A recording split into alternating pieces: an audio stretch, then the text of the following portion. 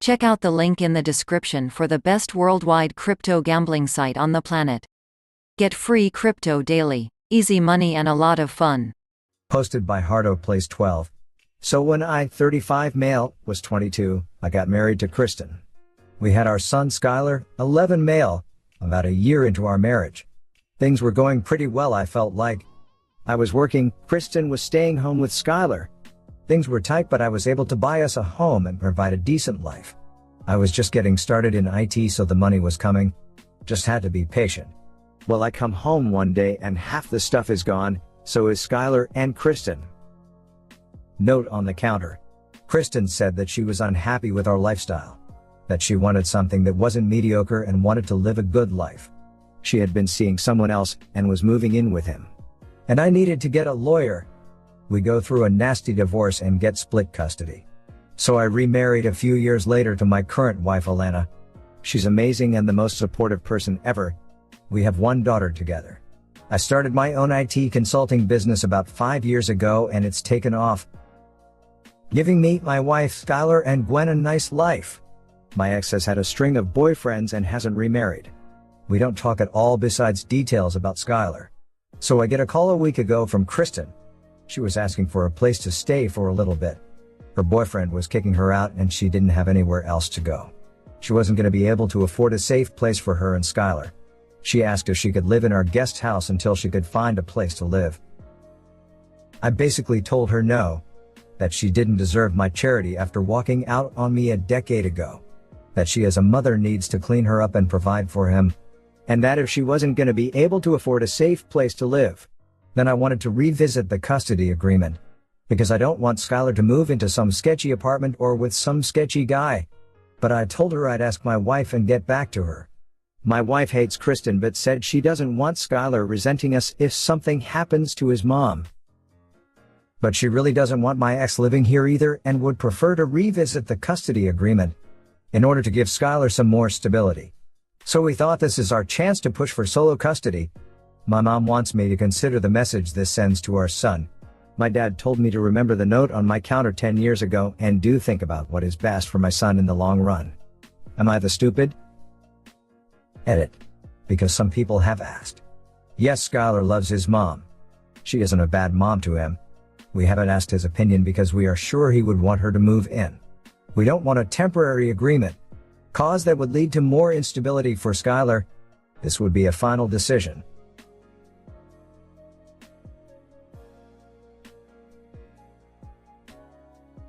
I see a lot of people calling you petty and bitter, but honestly, I don't think you are being unreasonable. Hear me out. I am saying this as the future wife of a man who spent his entire life growing up with a mother just like your son's mother. She adopted him when he was 5 and apparently after she became a mother decided that her husband was no longer enough and spent the next 20 years bouncing from one boyfriend and father figure to the next. Mind you, never had a job. She has spent her entire life looking for the next person to take care of her. My fiancé, on the outside, had a good life because all of these men had nice houses, cars, jobs, etc. But now, at 35, he tells me that he was miserable. Every time the next boyfriend didn't work out, he felt like he lost his identity over and over. He was seriously messed up for a long time. Some of his issues almost ended our relationship. His mom did finally marry a man about 15 years ago. But that husband never wanted anything to do with her adult son and it shows. My fiancé has been undergoing therapy, at my urging. He has done a full 180 to what he was when I first met him. He had never had any concept of real relationships, or real family. When he found himself surrounded by people who actually cared about him, he didn't know how to deal. Your ex-wife has been bringing your son up in a revolving door of men, by the sounds of it. Now she is being kicked out with no prospect of another man to pay her way and she wants to come crawling back to you. Your son isn't a toddler anymore. He knows what he knows. All the way talking about damaging him, need to know that he has already been damaged by a mother who, no matter how loving on the outside, has prioritized her need for lifestyle over her marriage, her child, and her own self-respect. You need to take him in and explain that mom needs to work out her situation. The last thing he needs is for mom to move in with the first person that looks in her direction just so she can have someone take care of her. Believe me, if you let her move in, she will never leave. She will just see you as her next sugar daddy. And it will only confuse your son more.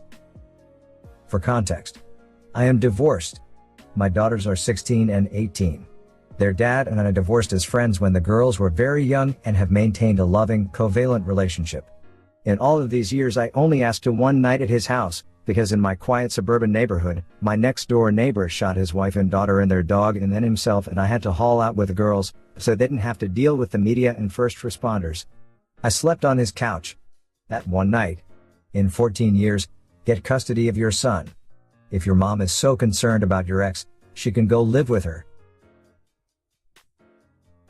I'd say at least help her stay at a hotel for now, because remember, she's still the mother of your child, and he could resent you for how you treated her. This is true. In a perfect world there would be no nuance, as this would otherwise be a closed case without a doubt. However, no matter what he does, Skylar is going to be involved and part of it. Of course he'd want his mother to be there, and it's not a bad thing if she isn't.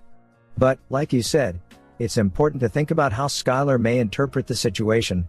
You had an opportunity to be kind to someone important to him, despite that she up and left one day. He's too little for that kind of critical thinking just yet. It's going to be rough either way. Revisit custody for his safety, but make sure he still has access to her in a safe environment. I personally think it would be inappropriate to involve children in adult matters. Your ex screwed up her own life. She's a big girl, she can take care of herself. And if not, well, that shouldn't be your problem. Exactly, people keep asking what Skylar's take is on it. He's 11. He doesn't know what living this type of life with his mom can turn into. If she didn't have me, where would they be? Would Skylar be in a shelter? Sometimes you gotta do what your kid will resent you for. If he does, so be it. But I'm fearful to think what Skylar's life would be like if I wasn't here. Let's move to the next story. Posted by Icy Purpose 4576. My GF and I met in graduate school and have lived together for 4 years. We talk about getting married and have very nearly pulled the trigger. I've known friends since I was young. We grew up next door and have remained very close for the last nearly 20 years. Same middle and high school, same college. We've never dated. There are no feelings here other than platonic ones on both sides. Of this I'm certain. She's also in a committed relationship. We only see each other a few times a year since I started dating GF, both because we've been busy and because GF doesn't like her. My friendship with friend has caused considerable strain on my relationship since day one. About a year into our relationship, after meeting GF, friend supposedly told her while both were drunk at a wedding that when they met the first time, friend did not think we would last. At the same wedding at some point, GF accuses me later of being overly flirtatious with friend on the dance floor. GF since then has not liked friend, which I think is warranted if friend was being malicious and hanging all over me at the wedding, as GF says. I tell her I will talk to friend and tell her that she can't be flirtatious like that. GF doesn't want me to do that. I tell GF that I really don't think friend would want us to break up. She probably just meant it as, like, a pleasant surprise. GF accuses me of defending friend instead of siding with her. Throughout the next 4 years, I see friend fewer than 10 times. She is still close to me. We text and talk, but both are busy with jobs and life. Occasionally when I want to see her for a B.A. or a celebration with mutual friends, GF gets angry citing the aforementioned things. Tells me friend is a bad person who is only trying to sleep with me. I tell her I don't think that's true because we've been close for 20 years, and I know her well enough to know that isn't and has never been her intention. GF accuses me of jumping to friend's defense again instead of siding with GF. Tells me that if I base who I care about on the length I've known them, GF will never be on the same plane with friend. I tell her that's not what I'm saying, just that I've known friend long enough to know what she is like. Wash, rinse, repeat. Many times, even out of the blue when I haven't seen friend in months, this same fight manages inexplicably to rear its head. I think I've been very reasonable. I ask GF to hang out with friend to get to know her. I tell GF I'll only hang out with friend while GF is there until she is more comfortable with my relationship with friend. I tell GF I will talk to friend to tell her not to be flirtatious because it isn't fair to GF. I tell GF I will see friend less. Eventually I tell GF that she doesn't have to like friend, she just has to trust me and allow my friendship to exist. None of these things help. The fights over friend continue. Now, one situation that contributed where I am to blame happened about 6 months ago. I was at a wedding. GF didn't come because she hates the bride, coincidentally my only other female friend. GF calls me while at the wedding and starts a fight on the phone. I, angry, tell her we will deal with it when I get home. She tries texting me and I am short. I call her at 10 p.m. telling her everything is fine and that I'm going out to some bars with wedding party. I get very drunk, phone dies. Don't get back to GF till noon the next day. Didn't do anything nefarious aside from getting plastered with my friends and friend. Next day GF goes ballistic. Accuses me of being out with friend and not calling her on purpose, not checking in, etc., grilling me about where we all slept. I slept in a hotel room alone. I see why she's upset here and try to talk about it, especially given what I know about her feelings towards friend, and bride, for that matter. This becomes more fuel to the flames. Recently, after another fight, GF gave me an ultimatum, GF or friend. I tell her I will meet her halfway, but I refuse to be put in a position to make that choice. She tells me that means I've made my choice and I'm choosing friend over her. She tells me she realizes she's insecure and that she is creating this problem, but it is the only way our relationship will work. What do I do here? It's an ongoing problem despite me seeing friend so rarely. I've tried to communicate more, check in when I'm with friend, things like that. Nothing is working, and I'm not even sure how much of this is in my own control short of cutting friend out of my life. Am I being unreasonable? I need wisdom.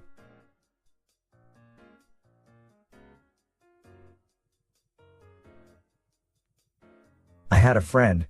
None of the girls I dated liked her. Had just moved in with my GF, now wife. Friend calls drunk at 3 a.m. asking why I wasn't with her, that we should get married.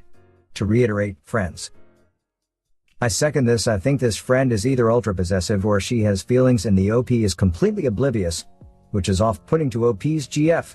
It sounds like before OP distanced himself from the friend, she has an inappropriate relationship with OP, which the GF hasn't forgotten and doesn't trust this friend, by the sounds of it for good reason. However, due to OP's comments and what he said in the post, he has already taken his friend's side. He doesn't believe his girlfriend's experiences dealing with this friend and constantly downplays her feelings. She is right in that he's chosen OP should break up with her and let her be with someone who doesn't make her feel second fiddle in her own relationship. I think you're both kinda right and I think you're both kinda wrong. I don't think your friend has any romantic feelings towards you and I don't think she was flirting in a physical way. You are right in that. I don't think the comment she made about not thinking your girlfriend would last was intended to be outright malicious, but I do think it might have been offhanded. I think she was drunk and didn't care what she was saying in the moment, but I do think she definitely knew it might make your girlfriend insecure even if she didn't outright mean it that way. And she decided to say it anyway. In a way I get that. That's a classic misjudgment people make when they're drunk. They just don't care enough. But she definitely was being territorial. Added to that the fact that your other friend cropped your GF out of the wedding picture and posted that. Like I sorta get the idea that it was meant to celebrate the friend group, but if that's what they wanted they should have taken pictures that include just the friend group. If you didn't think about it at the time of taking photos, too bad. It's incredibly common and then you deal with what you've got. What you do not do is to crop someone out of a picture. That's incredibly insulting and mean and I'm actually really horrified someone thought it was okay to do that. Wow. So, I think your girlfriend has legitimate reasons to be insecure, hurt and jealous here. But I also see how from your perspective, seeing as you've known friend for a long time and know what that relationship is really about, your girlfriend is being unreasonable. You have your side of the story and she has hers. And both are correct and valid at the same time. However, I think it was a mistake not to address your girlfriend's insecurity early on. You kinda just doubled down on your side, which made your girlfriend even more insecure and jealous. And here you are. It's good that your girlfriend recognizes her side of creating the problem, but the answer to that isn't to make an ultimatum. That's giving in to her problems. The answer also isn't to just make her do all the work and you continuing the way you've been going. The answer to that is working on the problem together. Your girlfriend needs to work on her anxiety and insecurity on her side and you need to work on reassuring her and actually having her back, which is going to help her insecurity and anxiety tremendously. You said that your girlfriend is anxious about other things in life as well, so I do think it might benefit you both to look into attachment theory. Now I don't know if your girlfriend actually is anxiously attached, and I don't know if you are avoidant or secure, but the thing is that an anxiously attached person will seek security by clinging and often making unreasonable demands.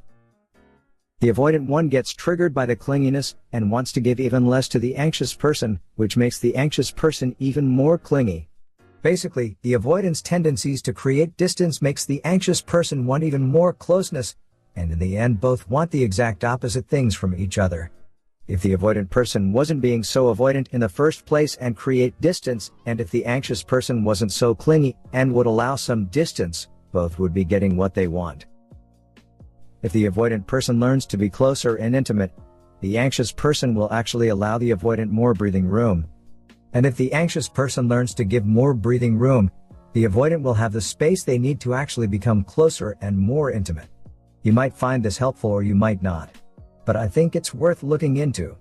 I really honestly think that this has been going on for so long that you need a third impartial party to work on this together, and that would be a couples counselor or a therapist. This would have been much easier to fix if you'd just written here like 5 or even 4 years ago, but at this point you've let things fester for 5 years. That's a lot of built-up anxiety and resentment. On both sides. I hope you get this sorted out, because I really do think it's a shame it has come to this. 'Cause again, you are both equally right and equally wrong here. Good luck. Let's move to the next story. Posted by ThrowAL9673. It's a messed up conflict between my brother and my husband, and by extension me. So my female 30, brother Jacob, male 33, and my husband Connor, male 32, have been friends since college. I met Connor through Jacob. They were so close and are always in agreement, but that changed once Jacob's fiancée Rachel came around. Connor told me that Rachel used to be this fun girl that slept with nearly everyone in the group. Jacob met her at the new company and they began officially dating. I too was shocked when I heard, cause Connor told me about her a lot, about her glorious college days. Jacob then announced his engagement to Rachel and invited us for the engagement party. Connor had talks with Jacob about if he was sure he wanted to settle down with her, and Jacob told him to drop it, and Connor did.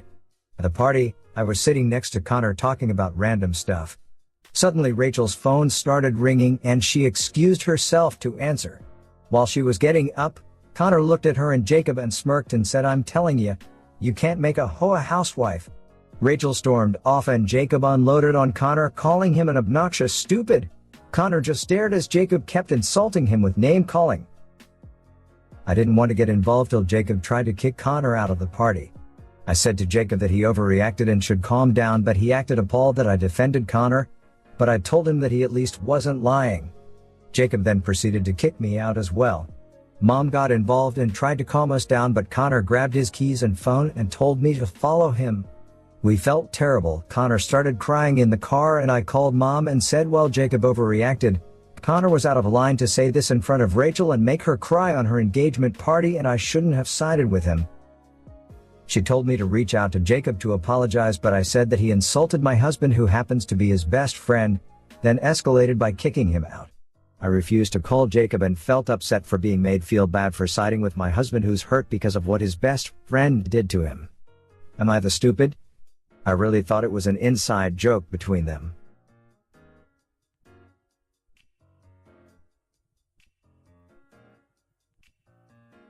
So because your husband told you that a 30-something woman had fun in college, you automatically think she sleeps around and is cheating on your brother? You don't even know that girl. All you know is what your judgy husband told you about her. I'm curious. Since she made her way through everybody in college, does that mean that your husband slept with her as well? Because he does sound a bit jealous of your brother. I wouldn't be surprised if you're not invited to the wedding or have any contact with your brother ever again. Exactly. Completely disgusting old-fashioned views which are designed to reduce women's worth to their physical history. Your husband is disgusting OP, and you are either naive or ignorant to even begin to defend him or ask why he's in the wrong. As a woman, I'm ashamed to know that there's still people like this, and I hope that your brother's fiancée knows that she's worth more than the comments he made. It was her engagement party. I can't even begin to imagine how she felt, and you should be ashamed. I hope your brother gets better friends and cuts him off completely. They deserve better than you too.